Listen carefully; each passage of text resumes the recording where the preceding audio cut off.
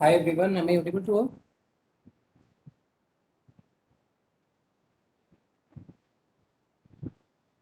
Am I audible? Yes, sir. Okay.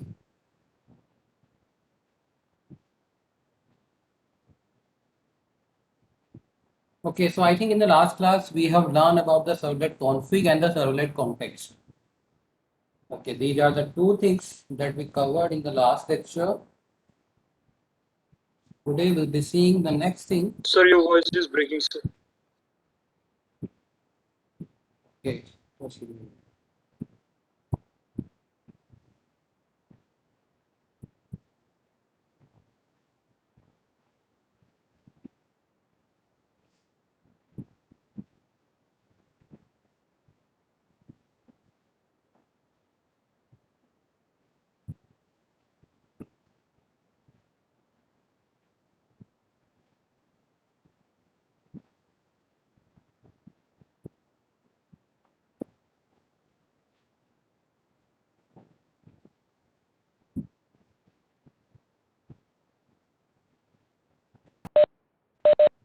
Is it clear now?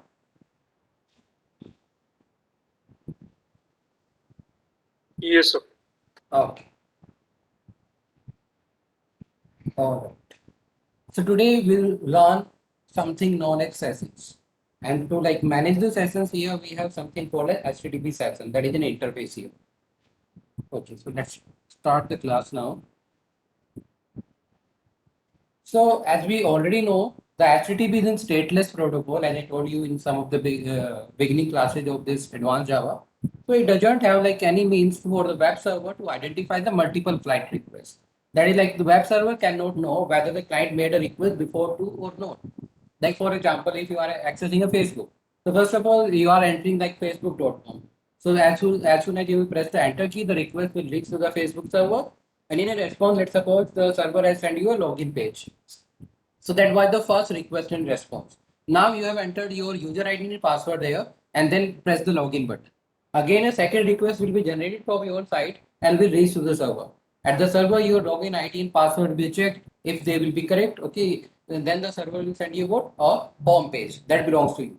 So this is how actually like client and server interact with each other. But here, as we know, like HTTP is a stateless protocol. So here, like the web server has no means like whether you have made the request before to or not, or like it doesn't have any means to maintain the history of the transaction.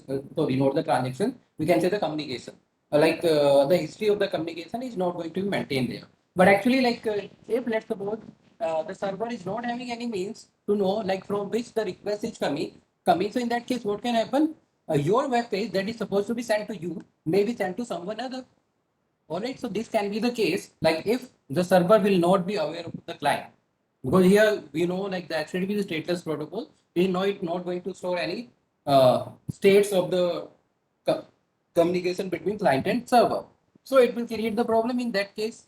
So the solution to this is what we have something called as sessions. So Java solved this problem by introducing the HTTP session, where the web container used the HTTP session to identify the client request across the multiple client requests. All right, so that like it will be able to send a correct web page for a particular person, for a particular client, when like will be when like will be making the multiple requests to the client, sorry, to the server.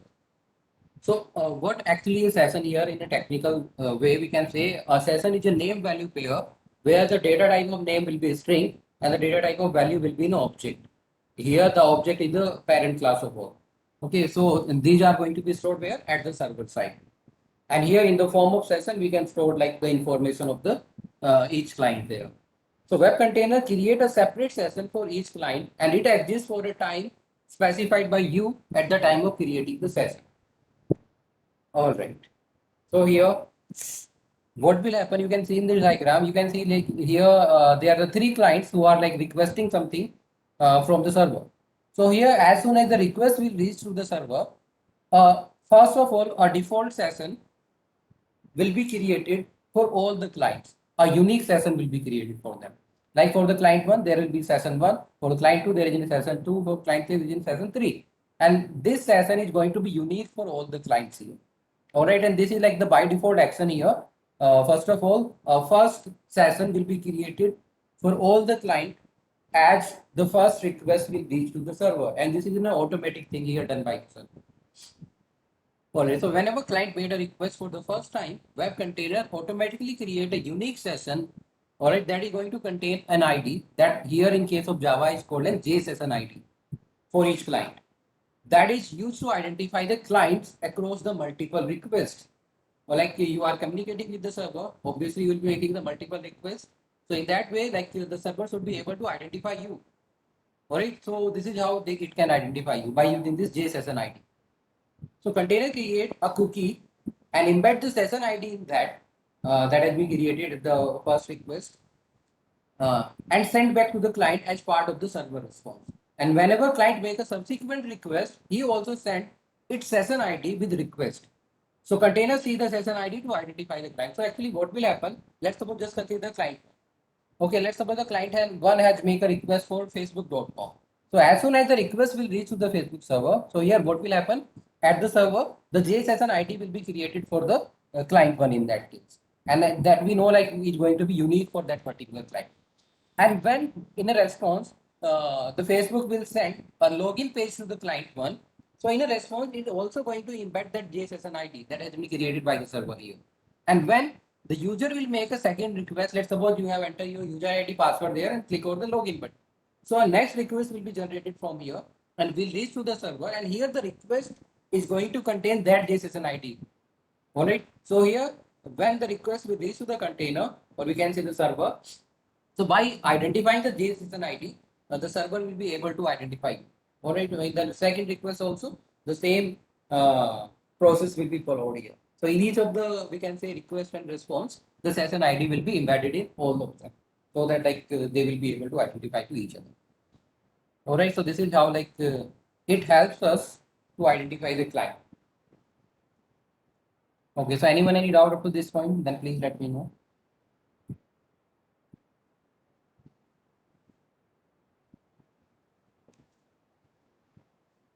Sir Yeah. Session ID और जे session ID में कुछ difference है? Look here, the name of the session is session ID, J session ID in case of like here, like we can create a session and session is going to be a form of key value pair. All right. So here we can say like the key will be the J session ID and it is going to contain a value like in a numeric form. All right. In that way we can have the multiple key value pair in the sessions that we'll see later. But for now, remember the first session that will be created by the server that will be created automatically. Like here you can see the session J session ID has been created. All right. So J session ID is the name of the session and it is going to have a value. Value will be a numeric thing here that is going to like uniquely identify that particular kind. All right. And in that way, like we can add the multiple attribute there. Means a user defined attribute can also be added there. Okay. We'll try to add them later. Like there are the multiple advantage of using the sessions that we will see using the examples. Is it clear now? So J session ID is what is just the name for the session here. All right. So here we have seen like a J session ID has been created by the server here, but we can also create our own sessions. All right. And for that we have an interface name of HTTP session here. So first of all, to use it, we need to have an object of that. And how can we have the object? We have a method named getSession that is available to what? HTTP servlet request. So over that request, we can call this method getSession that will return you what? A reference, or we can say a object of the HTTP session. Alright, so this method create a new HTTP session if there are no session exists previously, or return the existing session otherwise. So here what will happen? There may be the chances like the session has already been created. So in that case, this particular method will return you the existing session. And let's suppose if the session has not been created already, so it will create a new session for you. Okay, so this is the working of this get session here.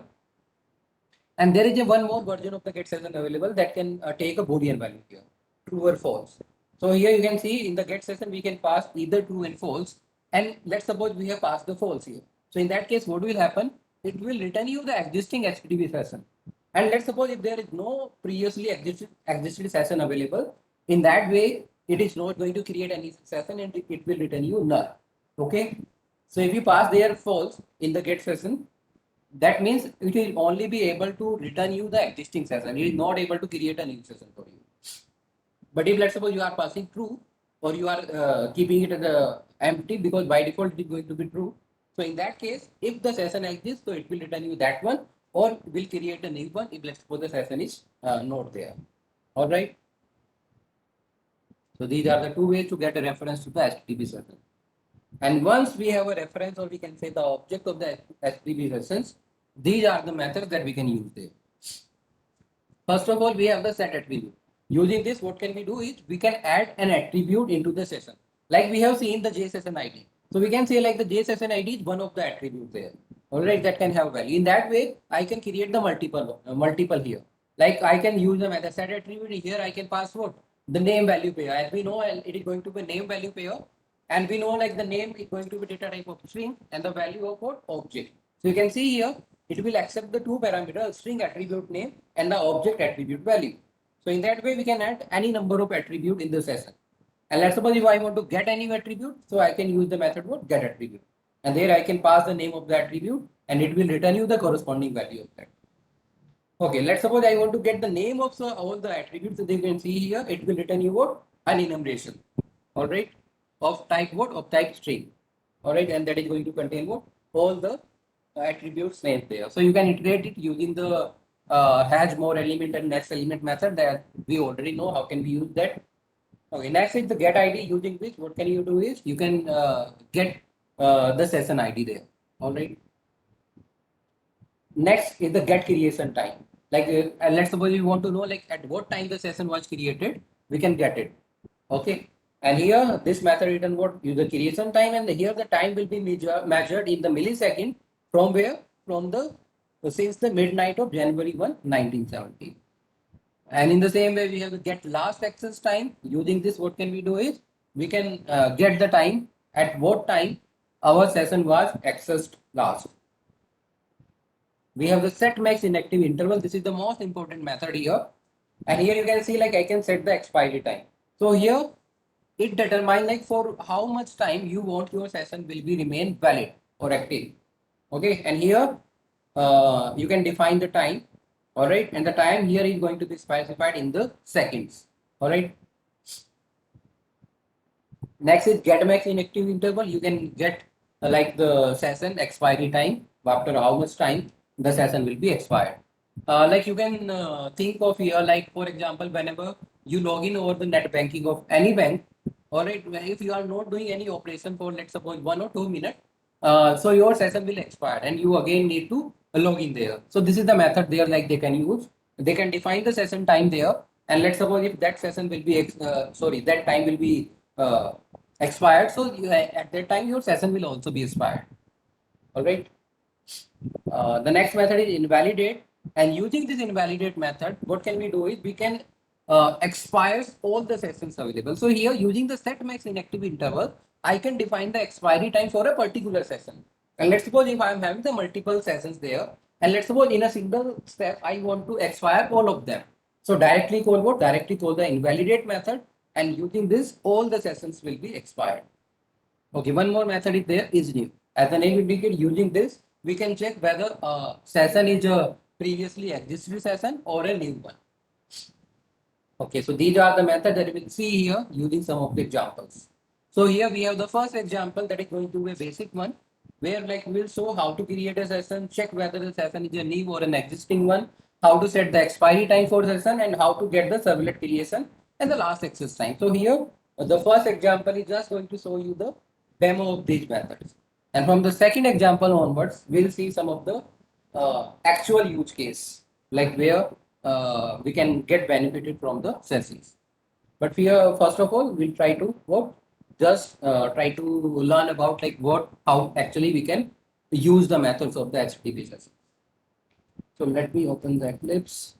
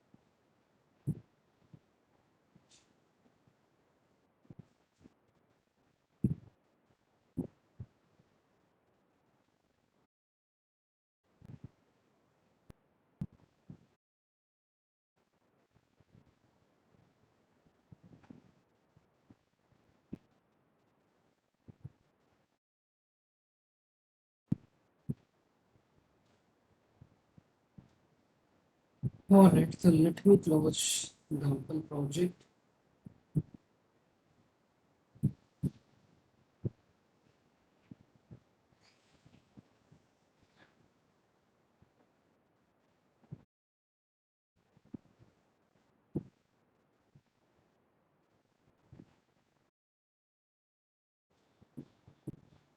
Okay, so now let's create a new project here. New dynamic web project. Let's say HTTP session demo. Uh, let's say 0. Complete the HTML and this was.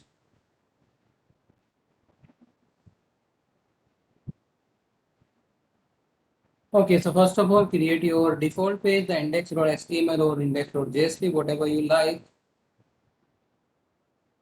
Uh,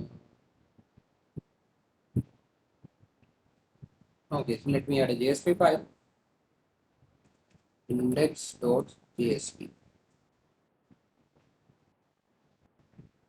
It is going to be exactly the same as your HTML page, but what is the difference between HTML and the JSP page? In JSP page, inside, like you can see, like it looks like an HTML. You can like do whatever you want to do that you can do in HTML. But here, inside the HTML, I can also add the Java. And how can we do that? We'll see that later when we learning JSP. But for now, you can consider it is going to work exactly the same as your HTML page. But HTML page, are, as you know, are going to be the static pages, but it will be a dynamic one. We can add the dynamic code here using Java. So for now, it is going to be obviously in static page. You can see here, we have just added an endbot and a hyperlink here. Okay, and by clicking over this link, we can like get the session information. So it will redirect us where to the first servlet that we are going to create here. Okay, so go to Java resource and within the SRC folder, first create a package. Let's say serve with the package name. And within that, let me create a servlet. The name of the servlet will be first serve, which is going to have the same URL mapping as the class name. Let's finish it. Okay, all right. So now let me add the code here. Mm, Let me copy paste it directly. Okay, so the code here need to be written in the dogit.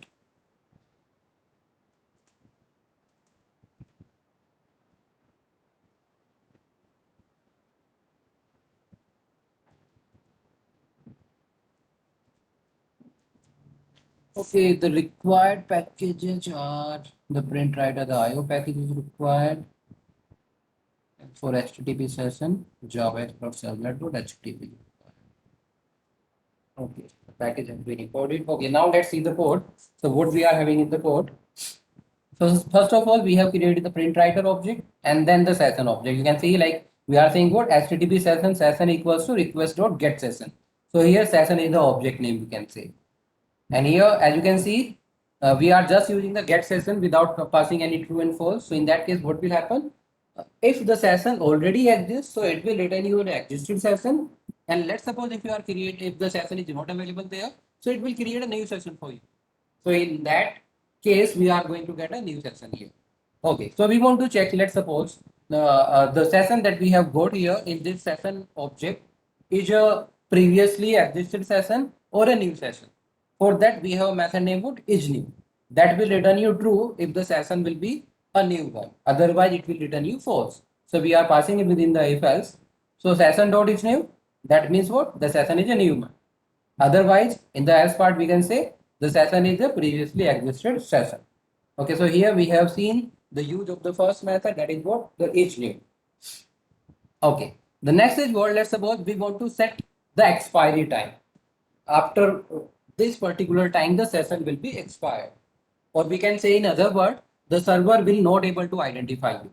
Like you can see here, I have passed the time what? 60 multiplied by 60. So 60 second multiplied by 60 second, it will become what? 1 hour. So here the session will be expired in 1 hour. Or in other word, we can say the server will not able to identify you if you will make the request after 1 hour. Okay, and you can say here, let's suppose if I have set the time only 60 seconds. So let's suppose you are not doing any activity on a web page for a 60 second. That means like you are not sending any request within that 60 second to the server. So at the server side, your session will be expired, means the detail of the session will be expired at the server side. And when like you will be clicking somewhere on your web page, as soon as the request will reach to the server, so your obviously your request will be having the session ID, but that session ID has already been destroyed from the server because you have like the time more than 60 seconds are there. So the session ID will not be there and the server will not able to identify. In that case, like you may get a default page from the uh, server. Like in case of internet banking, let's suppose you are at the home page of your internet banking where you can see all the details of whatever the transaction you have done so far. And let's suppose you haven't done anything for the 60 seconds, and then like you are clicking on a particular transaction, and then the request will reach to the server, and you said because the at the server side the what can we say, the session has been expired, so it will send you a default page, a login page, where like it will show you a message like you need to log in. Okay, so this is what we can done using this set max inactive interval method. Okay, that you can set at any time. So that depends upon the developer of that particular website, like what time they want for a session to be expired.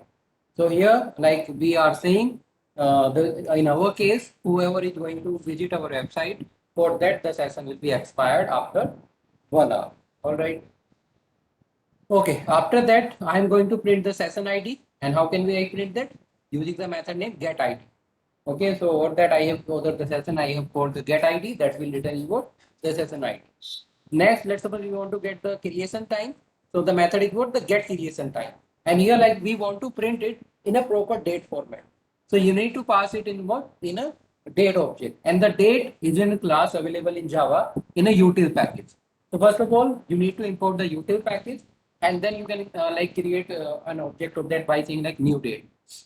But here you can see I have defined the fully qualified name of the date. Java.util.date. You can say new and you can see the class name. Class name is what? Date. But here I have also specified what? The package name. So in that case, you are not required to import it here at the top, the util package. And in that way, like we can use any of the class here, any of the interface here without importing that package. Like for example, if I want to use the HTTP session without writing the import line here, you can see like I have imported here. So I can say what? Here while using the HTTP session, I can say like javax dot servlet dot http session equals to request dot get session. All right, so we can do with all of these things here like this, like we have used the date class. So here we haven't done anything, but we have created just an object of the date class by saying what? New date. And here we have passed the creation time so that like it will be printed in a proper date format. Okay, in the same way, we are also accessing what? The last access time by using method what? Get last access time. Alright, so these are the things that is going to be printed by this servlet here. So now let's try to run our program. Run as run server.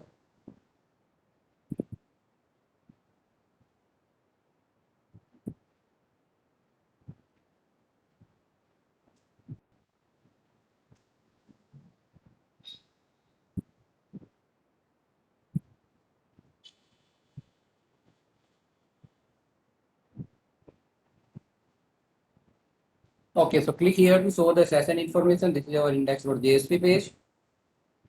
Okay.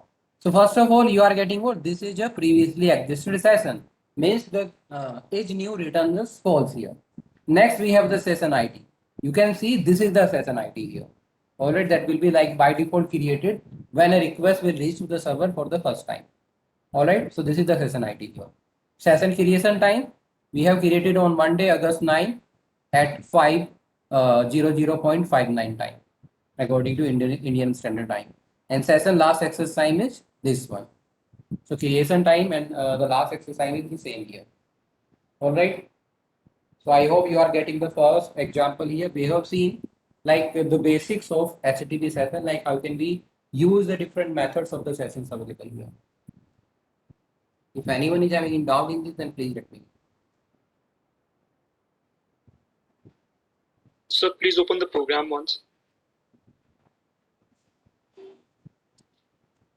Here. Here we have the code in Google. This is the main code that we are. So, sir, ये try block में जो है HTTP session equals to request dot session get session. Sir इसमें request dot get session को एक बार बता दीजिए sir. What? Sir ये line को explain कर दीजिए Look, please. this is how like we can create an object of the HTTP session, and this is what we have learned in the first slide here. Where? Here. How can we create a how can we like get a reference to an HTTP session? We have method name what? Get session. That is available to what? HTTP servlet request. So over that request, I can call this get session method that will return you what? If the session will be like already existed there, then it will return you on previously existed session. Otherwise, it will create a new session for you. So this is how like we can create an object, or we can say how can we get a reference to the HTTP session. All right. Okay sir. Anyone else? Any other doubt? Okay, so ending a session, actually there are the three ways how can we end a session. Either like your application shut down. So obviously if the application shut down, all the sessions will be expired automatically, or your session expiry time is over.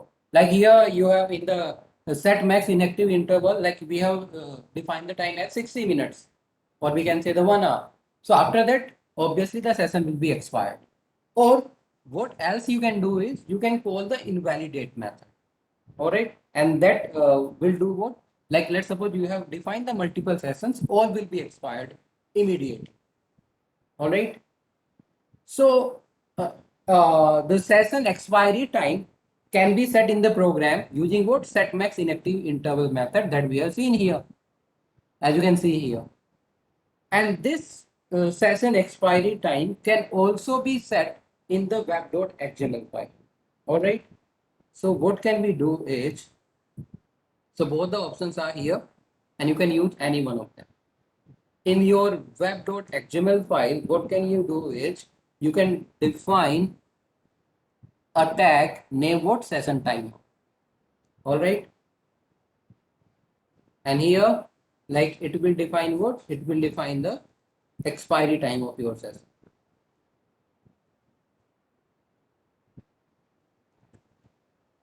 Okay, so you can see here I have defined a tag named session config, and that contain what? Session timeout. And here let's suppose I will define the 30. And remember, at the time of defining it in web.xml, it is the time here is going to be in a minute. So here it will not be 30 seconds, it will be the 30 minutes. And let's suppose you have defined the expiry time in the web.xml, as well as you define the expiry time here in what? In your code. So what will happen? So you can see in the code, the expiry time is 60 seconds, or you can say the 1 hour. In the web.xml, the expiry time is 30 minutes. So in that case, remember the priority will be of what? Will be of your code. So here the priority is going to have what? Set max inactive interval. So here in that case, the expiry time will be the 60 minutes, not the 30 minutes, as defined in the web.xml. So you can define in the web.xml also. But here, like what will be the difference is, first of all, as we know, the priority here is going to be of your code, what the time you are going to define here. And one more thing is what, like you have defined the session timeout in the web.xml. And here, like we have created a session. Okay, in that way, I can create any number of session here. And for all of them, I can define a different timeout session here using this set max inactive interval. But here, let's suppose we have defined in web.xml. So here, like this timeout or this expiry time is going to be set for all the sessions. So in that case, all the sessions are going to have the same timeout that has been defined here in the web.xml. All right. So this is for all in the web.xml, and this is for a particular what can we say? Session. All right. So setting different expiry time for the different session, as I told you, like we can use what? Set max inactive interval. And if like we define the session expiry time in both ways, then the second one has the priority. That is, the session will expire depending upon the expiry time defined in the setmax inactive interval method. As I told you. Okay, so now we have the second example. And in this example, we will use session to identify the subsequent client request. All right.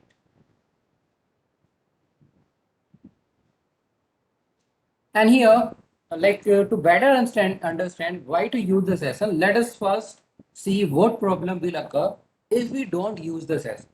All right. So here we are going to have a login application where the application will ask you the username and password. If you will enter the correct username and password, then it will take you to the home page. All right. So this is what our application is all about here. But this application will be having certain problems that we'll try to figure it out here. And then in the second example, we try to resolve that problem using the concept of the HTTP systems. Okay, so let me create a new project here. Dynamic project, HTTP session, demo, let's say 0.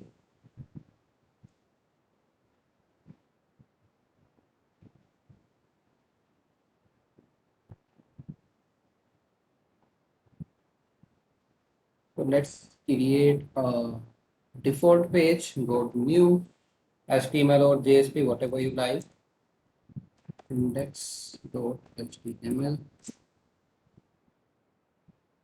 All right, here is the code.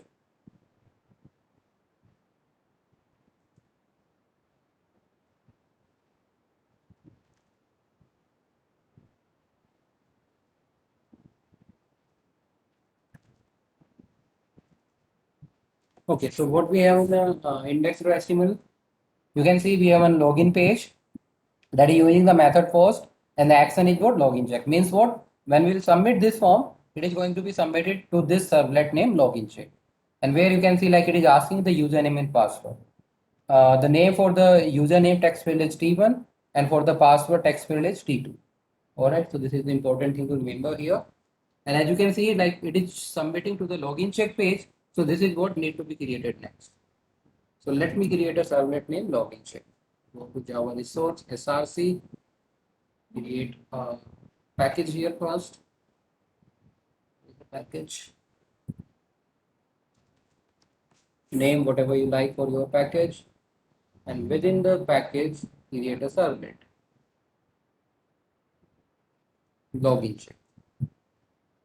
It will be having the same URL mapping. Let's finish it. And here you need to define the code within what? Within do post, because you can see here in the index.html I have used the HTTP post method.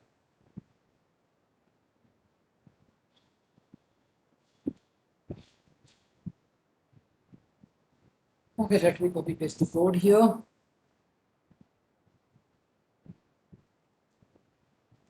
So for now it is going to be the same example as we have done in case of request dispatcher.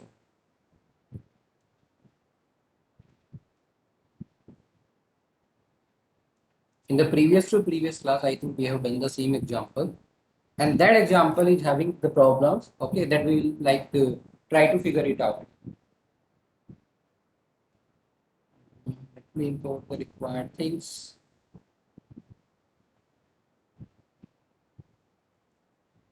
All right, so what is happening here? You can see like we are getting the values entered in the T1 and the T2 text box there, means the name and the password. And we are like saying if the name is equals to admin and password is equals to 123, then we are like sending a user home page. It will be the home servlet here.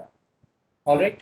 And let's suppose if the credentials are not valid, then we will show him, we will redirecting him where?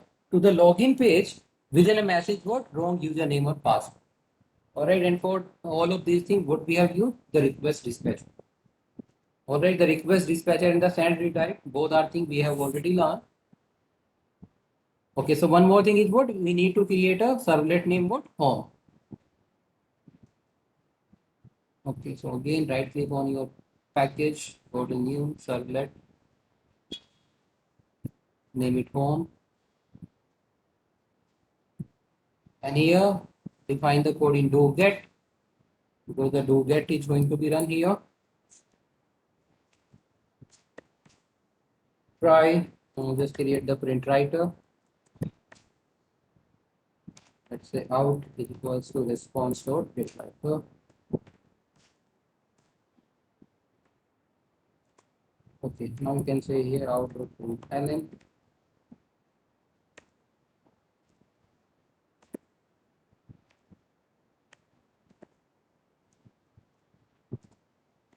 Say welcome home.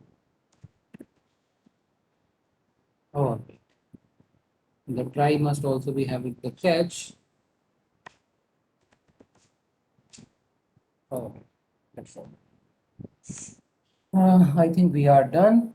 Now let's try to run the program. Run as run on server.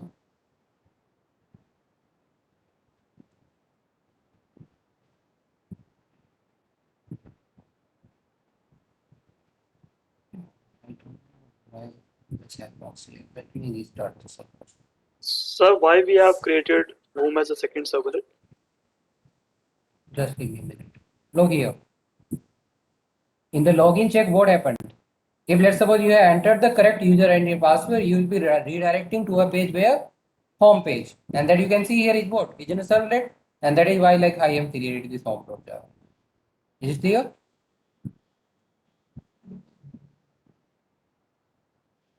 Okay, sir. It is a basic application that we have already been created in some of the last examples. Okay, so it is asking the username password. Let me try to enter the correct one, admin and 123. Click over login, and you can see you got the welcome home. Okay, and this is how like you are expected your program will be running. But what is the problem here? So you can see here, like you can see the what your URL. So this is the URL of the home page. And let's suppose you can see like anyone like someone sit uh, with you, okay, can see this URL. And after seeing this URL, let's suppose he has opened their computer, okay. Here like a new browser is going to be a new terminal here, okay. We can say the new user here. And let's suppose he entered the same URL, okay, of your home page. And as soon as you press the enter key, you can see here it is also being able to log into your particular home page. This is actually your home page that you are getting after entering your user ID and password. And in the same way, there we can have the third user.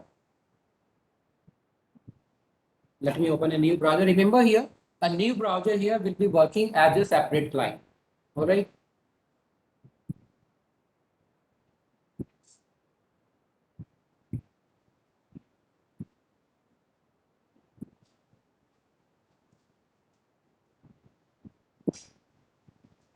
He has entered the same URL. And you can see he is also being able to access your home page. So it should not happen here. Like you can see, like there is nothing to do with what? With the user ID password. Anyone knows your home page address will be able to log into this, log into your home page. But this type of thing should not occur here. Should not happen here. Okay, so we can control this. We can resolve this problem by using the sessions. All right, and we'll try to resolve it. But before going there, as I told you, like here, a new browser will be working as a new client. To prove this point, we can move back towards our first program. So let me try to run our first program. HTTP session demo 01. The one thing I forgot to show you here.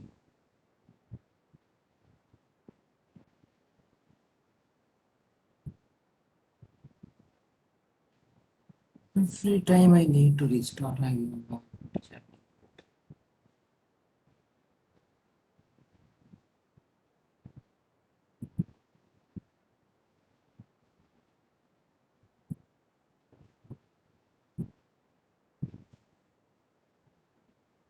Okay. So first of all, let me copy this URL and let me click here. The thing to note here is what? The session ID. You can see this is the session ID for the client one. Let me open the new browser here. Let me again click over that.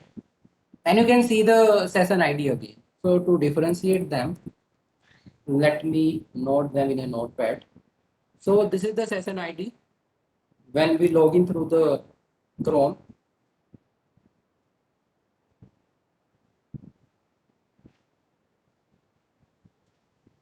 All right. And this is the session ID when we log in through what? Through the inbuilt browser that we are having in the Eclipse. This is the second client, we can say session ID. In the same way, let me open this one. Oh God, no. I have to do what? I have to go through this. Click here to see the information, and you can see this is the session ID.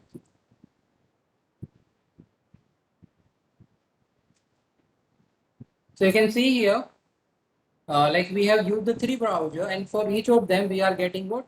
A different session ID. So from here, we can say like our different web browser are going to work as a different client. All right.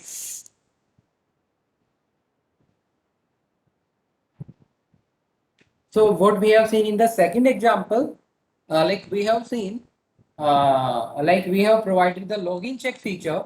Like if you enter the correct user ID password, only then like you should be redirected to the home. But you can see like we can skip this step. And how can we skip this step? We just need to know the URL of the home page, and we should be able to directly access the home page. But this is the thing that should not happen here.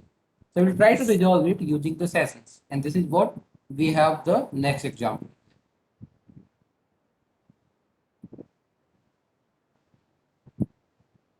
Okay. For this, the default page, the index.html, I don't think any change required there. It is going to be the same here. The changes are required in the login check, where like we'll try to create the HTTP session.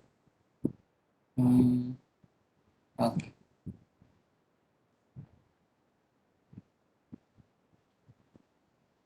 Okay. And in the home service.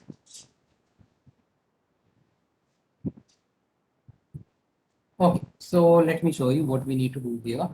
In the login check, what we'll do now is, let's suppose if you have like entered the correct user ID and password, where we are defined in the this if condition, then you can see like you will be redirected to the home page. But before actually redirecting you to the home page, what we'll do is we will try to add a new attribute to the session.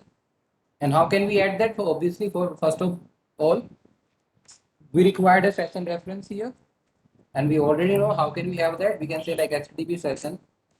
Let's say the name is session. How can we get that? Request dot get session.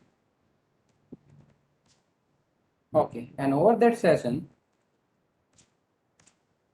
we know it has a method name what set attribute, where it can have what a name value pair. The name of the data type of string and the value of data type of what object. So object, as we know, is the parent of all, so it can also have the string. So let's say the name is, you can have whatever name you like. Okay, so it can be ABC or whatever you like. Okay, so let's say test. So it's totally up to you, like what name and the value you want to have for what, for your attribute. All right. The value you can have anything, and here let's say the value is password. So you can see here we have the password in a variable name PS. So let's suppose I have set the value to what PS, and this is the name of your attribute. Or if you want a meaningful name here, or I can like change it to what, let's say password. So what we have done is, if user has entered a correct user ID and password, so first of all, we are adding an attribute in the session. The attribute name is password, and the attribute value is what? It will be the 123, or we can say like whatever the value is entered in the T2 text box by the user. All right.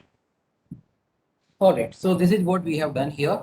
And in the home page, what we'll do is, before actually showing the home page, what we'll do is we first check this password attribute from the session.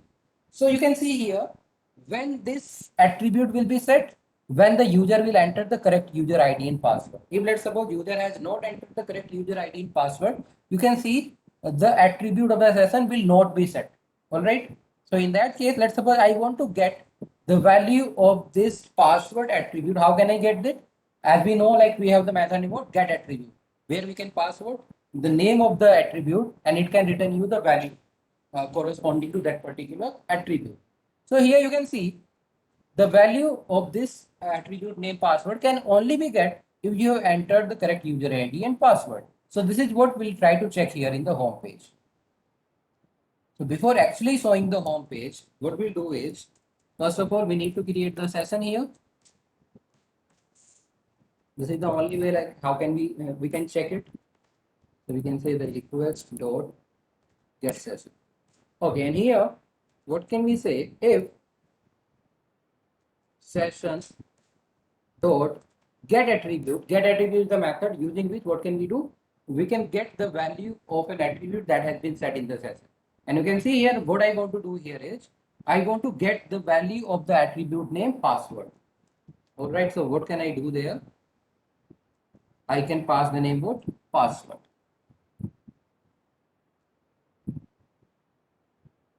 Okay, so I'm saying if session.get attribute password is equals to what? Is equals to null. Null, when it will be null?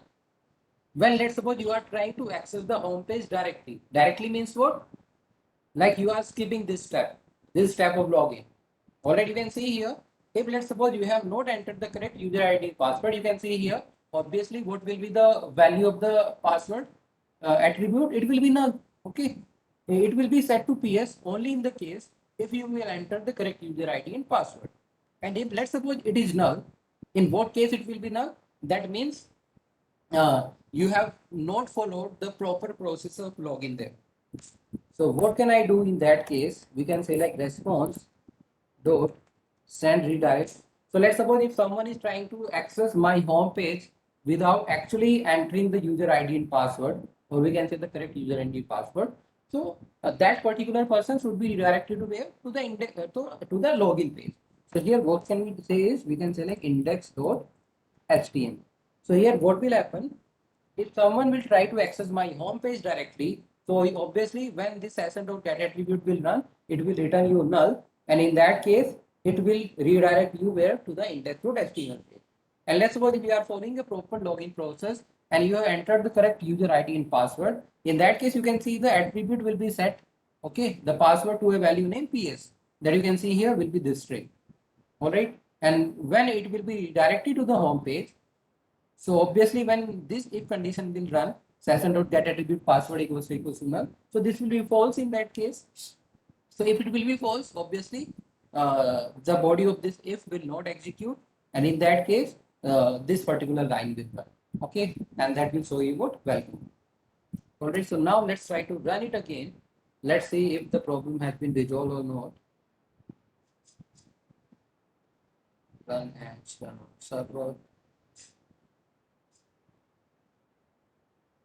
Okay, all right. So enter the username, that's it, admin, password 123, login. So you can see here you are getting your home page because obviously you have followed the proper login process here.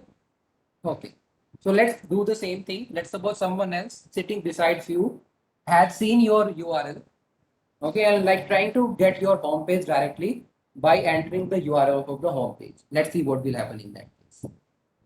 Okay, so let me put the URL here. So you can see what happened. It has redirected the user to the login page. And how it has happened? Using this code. Because in that case, the password attribute will be null and it has redirected the user to the index.html. Okay, so this is the second application we can say we have a code of the sessions here. So let me know if anyone is having a doubt in this.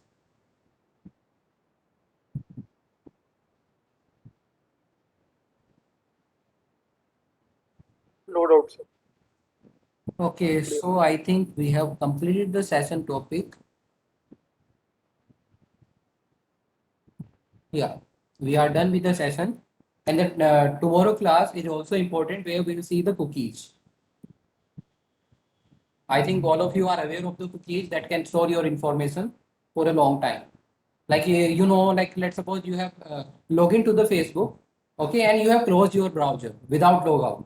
So next time when you will send the request by saying facebook.com, it will not ask your user ID and password. It directly show you what your home page. So what is the reason behind this? How it has been done? Using the cookies, the concept of cookies. And the same example we'll try to implement tomorrow, okay, as is being used in case of Facebook, or like you can see in case of Gmail also. All right, like most of the websites work in that way. Like if you have login there and not log out properly, and when you will be like sending the request for the default page, actually it will show you your home page. And the concept there that is working behind that is what the concept of the cookies. We'll see that tomorrow. Okay, so now we'll be taking a break of 10 minutes. Okay, meanwhile, let me also upload the lecture and let me check if I have uploaded this lecture in the drive or not. And you can start implementing it.